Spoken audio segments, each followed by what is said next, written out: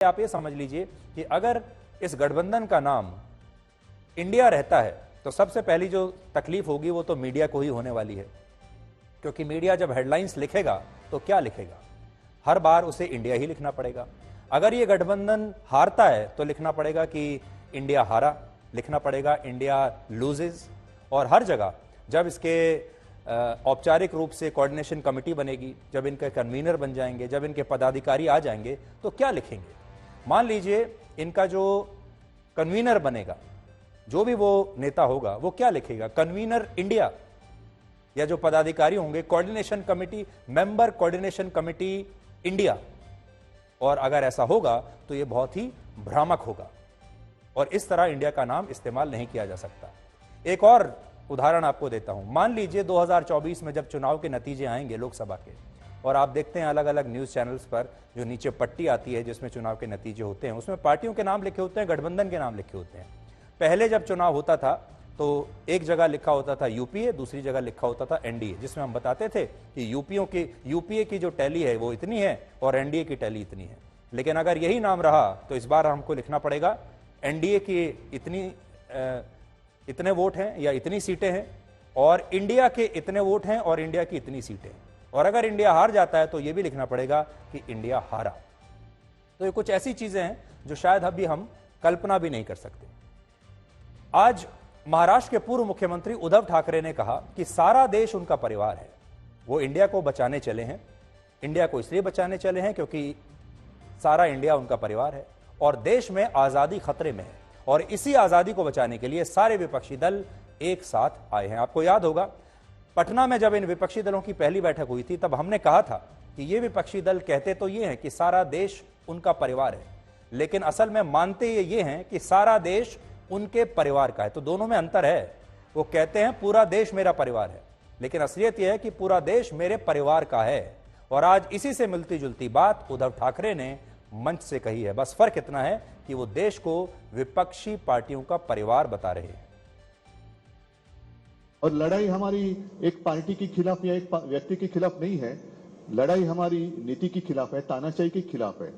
और जैसे एक जमाने में आजादी की लड़ाई हुई थी, तो अब आजादी खतरे में आई है।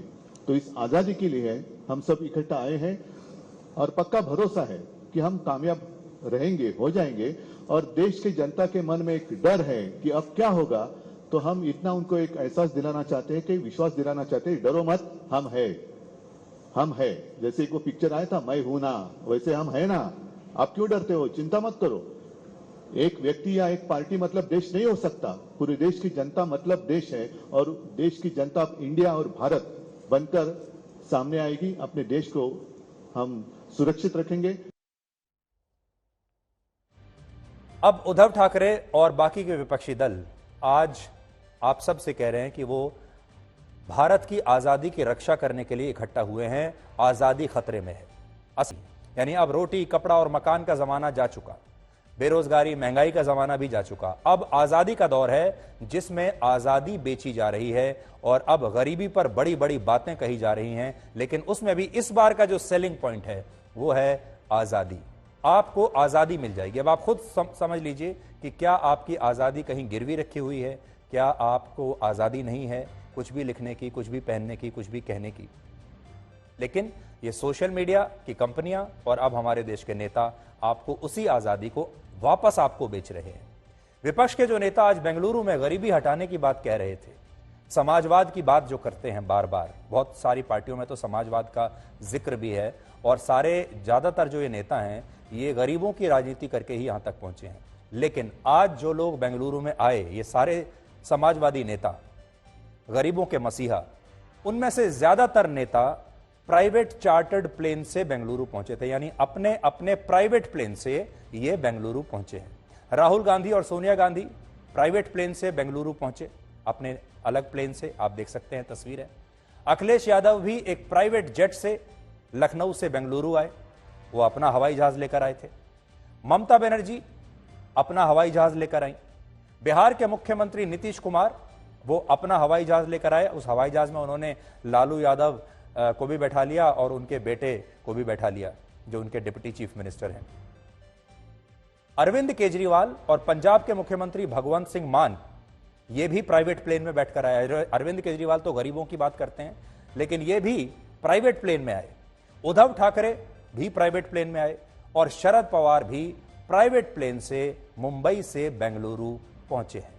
यानी प्राइवेट प्लेन में सफर करने वाले ये नेता हवाई चप्पल पहनने वाले भारतीयों से कह रहे हैं कि वो लोकतंत्र को बचाने के लिए और गरीबी मिटाने के लिए ये गठबंधन कर रहे हैं। मंच पर जब जाते हैं तो गरीबों की बात करते हैं, गरीबों की तरह दिखने की कोशिश करते हैं। आप देखिए इन सब के जो परिधान हैं, इन सब के जो कपड़े हैं, सब यही कोशिश करते हैं कि वो गरीबों की तरह दिखें और दिखाएं कि कैसे वो भी गरीब लोगों की तरह ही रहते हैं, आम लोगों की तरह रहते हैं। ममता बनर्जी भी आपको यही दिखाती हैं कि वो आम लोगों की तरह रहती हैं।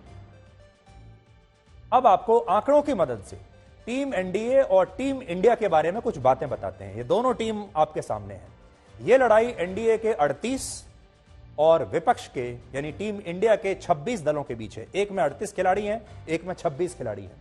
वर्ष 2019 में एनडीए के इन 38 दलों ने लोकसभा की 332 सीटें जीती थी, जिनमें अकेले 303 सीटें बीजेपी की थी। यानी इस पूरी टीम में असल में सबसे बड़ी जो खिलाड़ी है वो खुद बीजेपी ही है। और इन दलों में से 25 दल ऐसे हैं जिनका एक भी सांसद लोकसभा में नहीं है।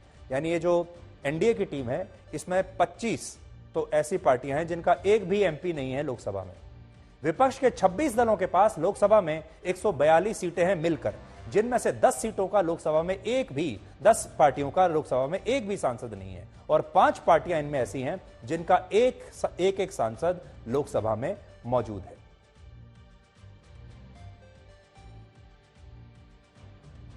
तो ये दोनों टीमें आपके सामने हैं आज, और अब पूरे साल जब तक चुनाव नहीं होगा इनका विश्लेषण चलता रहेगा।